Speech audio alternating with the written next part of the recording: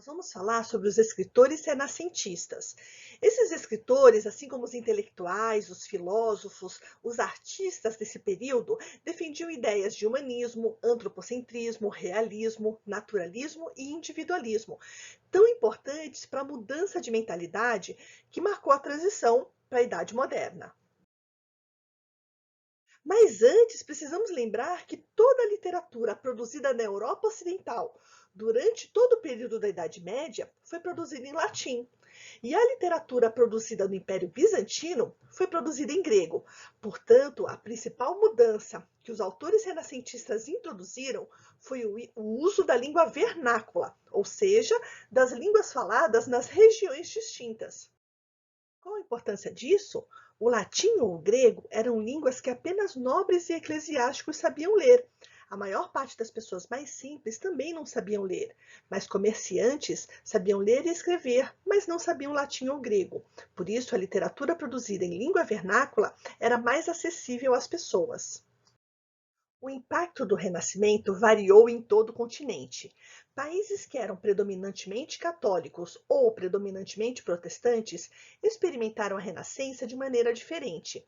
Áreas onde a Igreja Ortodoxa era culturalmente dominante, assim como as áreas sob o domínio islâmico, estavam mais ou menos fora da influência renascentista. Dante Alighieri é o primeiro autor considerado renascentista de fato. Ele acabou preparando o terreno para a literatura renascentista.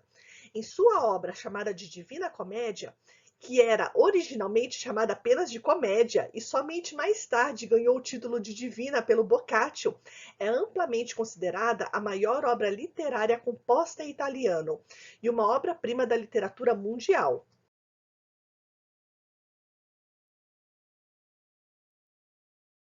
Francesco Petrarca foi um intelectual, poeta e humanista italiano, famoso principalmente devido aos seus romances. Ele aperfeiçoou o soneto, que é um tipo de poema composto de 14 versos, cuja invenção é atribuída a Jacopo da Lentini. Giovanni Boccaccio foi discípulo de Petrarca e tornou-se um dos grandes autores do Renascimento italiano. Seu principal trabalho foi o Decameron, uma coleção de 100 histórias, cujos protagonistas fugiram para os arredores de Florença para escapar da peste negra. As várias histórias do Decameron vão do erótico ao trágico. São contos de amor, humor, brincadeira e lições de vida. William Shakespeare é talvez o mais famoso dos escritores britânicos. Suas obras retratam temas relacionados ao amor, aos sentimentos humanos, às paixões, invejas, ódios, questões de relacionamentos humanos e sociais, temas políticos e históricos. Suas peças são até hoje encenadas e também adaptadas para o cinema, seriados ou novelas em todo o mundo. Na Espanha, o grande nome é Miguel de Cervantes, autor do livro El Quijote, ou em português, Dom Quixote. Considerada a maior obra da literatura espanhola e o segundo livro mais lido da história, sua contribuição para a cultura ocidental é incalculável. Dom Quixote é apontado como o primeiro romance moderno, tendo influenciado várias gerações de autores que se seguiram. Nessa obra, Cervantes satiriza a cavalaria medieval, criticando os costumes da época. O poema épico de Luís Vaz de Camões, Os Lusíadas, traduz em verso toda a história do povo português e suas grandes conquistas, tomando como motivo central a descoberta do caminho marítimo para as Índias por Vasco da Gama. O florentino Nicolau Maquiavel é um dos mais importantes escritores que já escreveram sobre política. Sua obra, O Príncipe, foi dedicado a Lourenço de Médici, o Magnífico, e Maquiavel defendeu a formação de um Estado independente da Igreja. Ele colocou o processo político além da moral. Ao escrever o livro, a intenção de Maquiavel era, dentro das possibilidades e costumes do seu tempo, ensinar como deveria agir um líder para que fosse respeitado e conseguisse manter o seu legado e o seu poder dentro do território conquistado ou herdado.